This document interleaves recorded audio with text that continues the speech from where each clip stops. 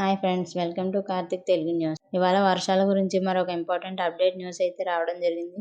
దీని గురించి మరిన్ని విషయాలు ఈ వీడియోలో తెలుసుకుందాం. దయచేసి ఈ వీడియోని ఎక్కడ స్కిప్ చేయకుండా చివరి వరకు చూడండి ఫ్రెండ్స్. అలాగే మా ఛానల్ సబ్స్క్రైబ్ చేసుకుని మాకైతే ఒక సపోర్ట్ అయితే ఇవ్వండి. వివరాల్లోకి వెళ్ళినట్లయితే, బంగాళాఖాతంలో తీవ్ర అల్పపీడనం కొనసాగుతున్న నేపథ్యంలో రాష్ట్రంలో కోస్తా జిల్లాలకు భారీ వర్షాల ముప్పు పొంచి ఉంది. ఏపీ, ఉత్తర తమిళనాడు తీరాల వైపు అల్పపీడనం పయనిస్తుందని వాతావరణ శాఖ అంచనా వేస్తుంది. ఇది మళ్లీ బలపడుతుందా లేక బలహీనపడుతుందా అనే దానిపై స్పష్టత లేదు. ప్రస్తుతం తీరానికి సమీపంలో కదులుతున్న నేపథ్యంలో మేఘాలు కమ్ముకుని చలిగాలులు వీస్తున్నాయని, దీని ప్రభావంతో గురువారం వరకు రాష్ట్రంలో విస్తారంగా వర్షాలు కురుస్తాయని వాతావరణ శాఖ పేర్కొంది.